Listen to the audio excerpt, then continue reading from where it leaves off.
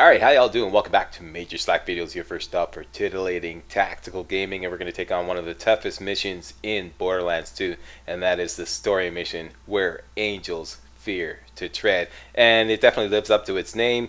If you cannot do this mission, you are not ready to continue. You should go back, level up, get some better weapons, and perhaps watch this walkthrough so you can get some strategies on how to defeat everything that goes on in the following areas. This mission, Where Angels Fear to Tread, is basically three parts. Okay, the first part takes place in the southern half of the Thousand Cuts map.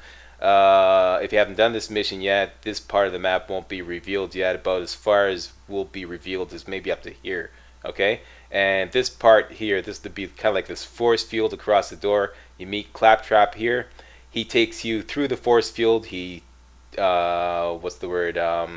disables the force field, and then you're able to proceed all the way through here, through this part of the Thousand Cuts map, through what is known as the core docks area. Okay, I think this area is called the Central Supply Core Dock or something like that, and this upper area here is called some other kind of core dock. Anyways, they're all Hyperion owned. That means there's tons and tons of loaders. Okay, loaders, war loaders, badass loaders, constructors. You have to face two constructors in here, and Hyperion soldiers.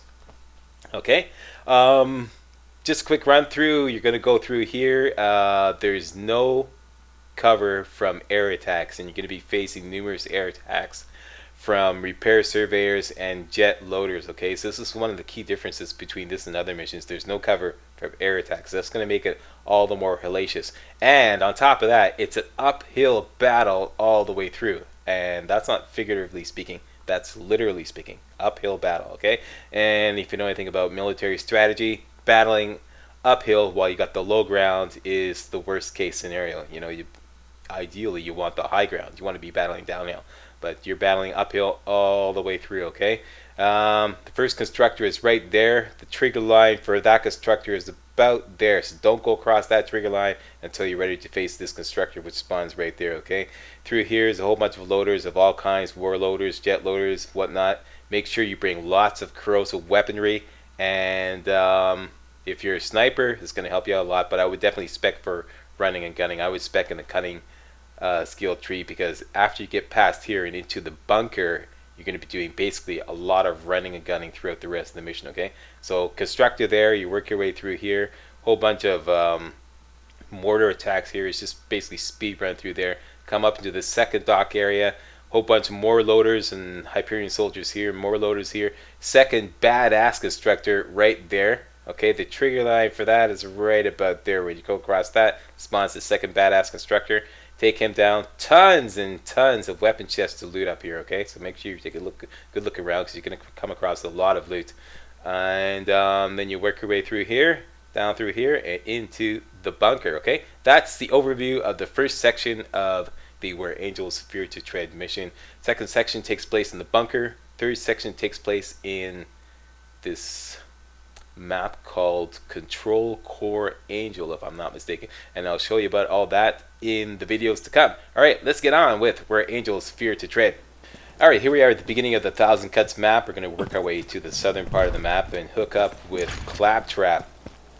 And I've never run into any resistance here, although normally enemies do respawn in maps where you haven't visited recently, or if you shut down the game, you come back. Normally enemies respawn. And I know there's a weapon chest off to my right there. I'm going past it now. I'm not going to collect the goods in that until after I come back with a whole bunch of loot that I collect at the beginning part of the control dock area. Right, so I know it's there. Let's just get up and hook up with Claptrap. Minion, I've started my attack. I'm gonna tag every inch of this mountain if it's the last thing I do. Let's go. Okay, here's the force field. We're gonna make Jack regret ever setting up shop on this cliff. It'll take him minutes to wash this graffiti off. Minutes, I say! Claptrap can go through, but you cannot. Don't try, or you'll die. Oh, right. You're not a Hyperion robot. I forget that sometimes.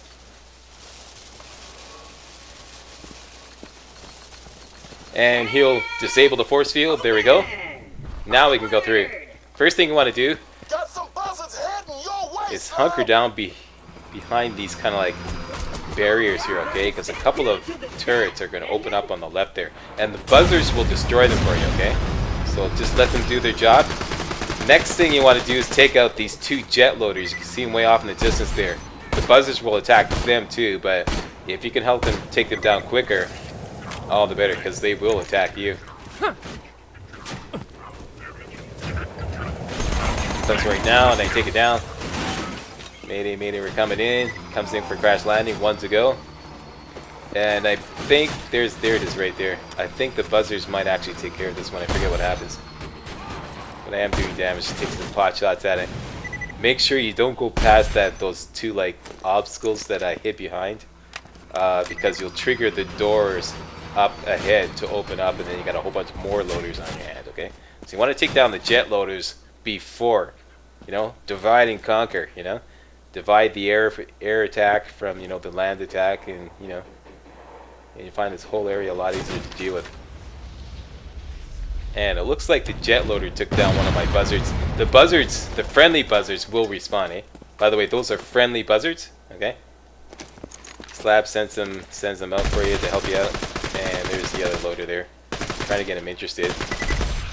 He's taking damage, and I think I downed him, although he's not dead.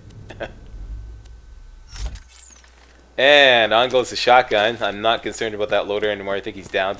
Next, we're going to go across another trigger line, which is going to open up the turret right off to my left here. Okay, so I put out my decoy, do it in with the shotgun, and the turret's shooting at the decoy, so I'm pretty safe there. But this is going to open up a whole bunch more. Oh, you made it past the security wall, huh? That's, it's real cute. Of course, the bunker's still going to obliterate you, but nonetheless, cute. So there we go. The second jet loader is finally down. Okay, so a big part of the air attack is already down now, okay? And like I said, open up the door. A couple more bull loaders come through.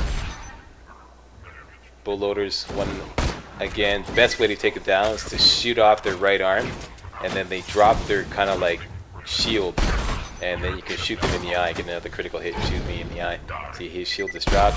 Shoot him in the eye, and booyah, down he goes.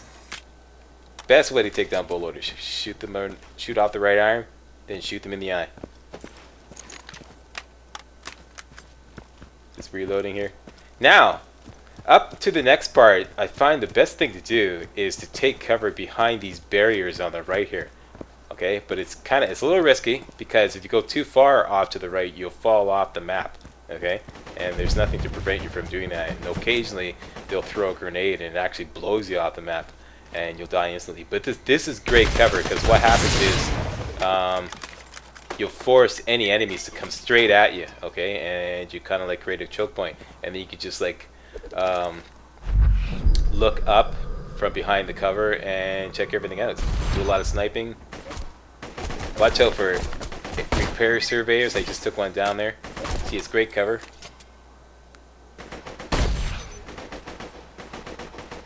Great cover to do some sniping. There's another repair surveyor. Another thing too, another advantage is when they throw grenades at you, quite often they'll go over your head and go off into the no man's land behind you. And don't take chances, eh? They say toss a grenade. Displace. One thing I noticed about this mission, and I've done many practice runs through it, is that it pretty much always takes place at dusk, and then once you start pushing in to this area, it becomes dark. So visibility is a real problem. I don't know, does everybody else have that same scenario happening with them, or is it just like the way the game worked out for me? Post a comment. Do you always do this mission in the dark?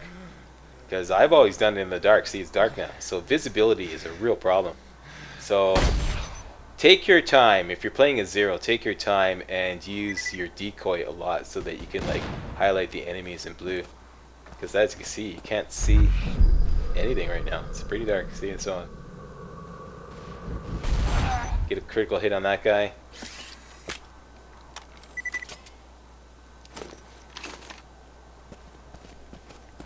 That's my slag pistol. getting it ready for any warloaders.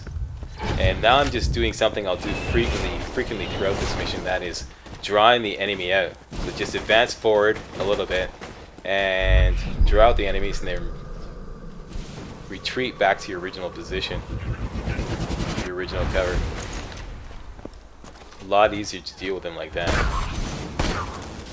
I watch many videos of other people doing where angels fear the tread, and most people are just blundering in, trying to plow through this whole area by running and gunning, and they run into lots of trouble. They just get completely clobbered. There's no reason why you should have to do that. There's lots of cover here. There's a warlorder.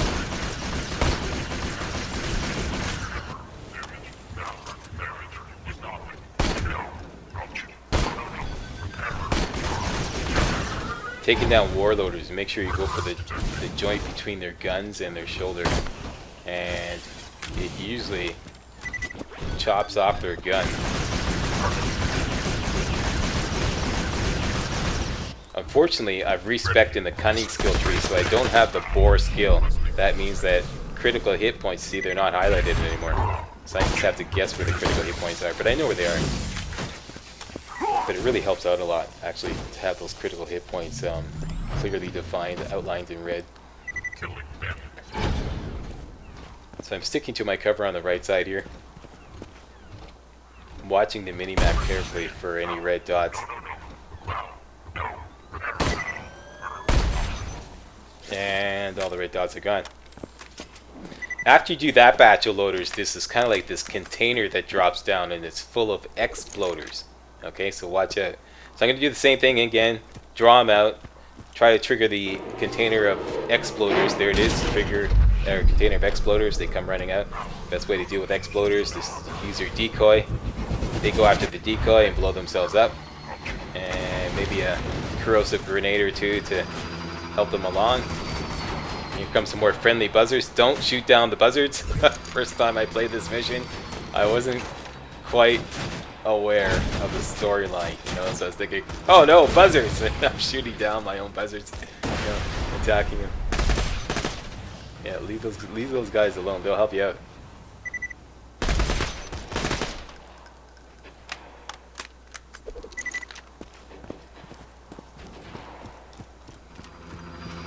Okay, there's a weapon chest off to my right there. Just throwing out slack shadows to see if I can see any more loaders. A couple of milling around up above there. This is the place where you want to walk softly and carry a big stick, okay? Don't go forward too much, because if you go up into that area where the loaders are, you'll trigger the constructor to spawn, and you don't want to do that until all the loaders are down. Alright? I'm taking care of our repair surveyor there. Here's my friendly buzzard helper, one of Slab's buzzards. Advancing forward a little bit. Once again, don't go too close. All the red dots are gone on the map. Now I know there's a weapon chest right over there. I'm going to point it out right now. There it is right there. Okay, I'm going to loot that later. Okay, I just want to take care of business first. And business being the battle at hand. Now for the constructor. The area is pretty much clear. I want to just see if I can get some ammo here. And of course this commentary, by the way, is dubbed. I found this area pretty difficult. Not so much difficult, but rather just like when I tried to do live commentary, I just couldn't pull it off because it requires a lot of concentration and focus to pull off these maneuvers here. Okay, so now I'm going to spec for the rocket launcher. I have a relic that bumps up my rocket launcher damage. I'm going to put that on and put on my survivor class mod and of course the rocket launcher. And just going to go at the constructor with the rocket launcher all the way. I'm going to take him down so fast that he probably won't even be able to spawn any turrets. So there he is. Out goes the decoy. Give my first shot a little bit extra damage. Wait till he lands and go at him hard with the rocket launcher. Boom. Down he goes. He tried to put out a turret, but he didn't get the chance. So that's the easiest way to take down that constructor. Don't give him a chance. Control the whole situation. Control when he spawns and go at him hard as soon as he spawns. That's it. And then a whole bunch of Hyperion soldiers, maybe about 3 or 4, will spawn right after the constructor. And you can just just take cover behind these stairs here. Just perfect cover. 2 headshots on them. And I believe that guy is throwing a grenade at one of my friendly buzzards there. That's great. So his attention is drawn away from me.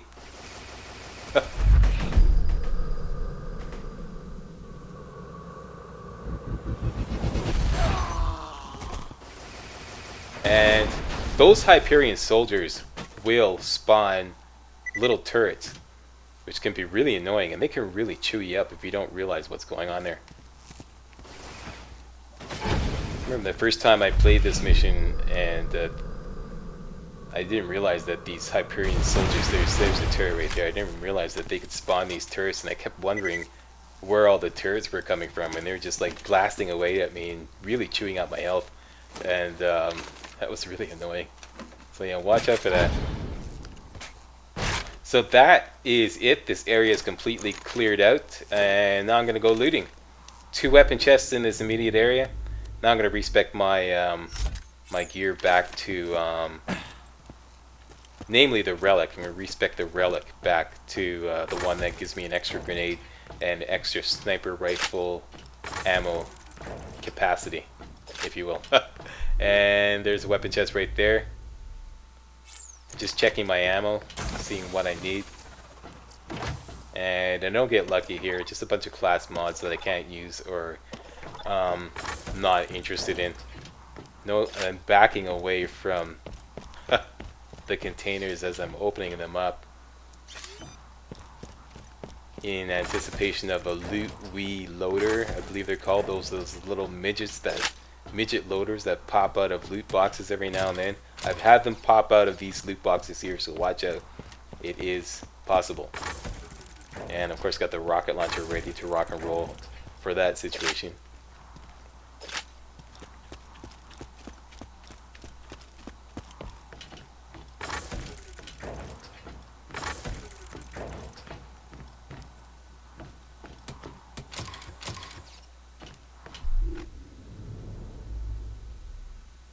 Checking my ammo now. I'm pretty much full up on everything except a little bit of sniper rifle ammo, so just looking for that. There we go. And there we go. There we go. Sniper rifle is full. And got some iridium. Down here to the second weapon chest. And as you can see, or hear rather, I still have Jack's voice.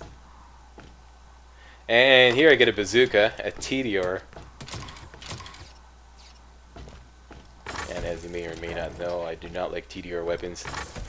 I think the whole throw a grenade when you reload thing is stupid. In my humble opinion. To put it mildly. I really don't like that concept.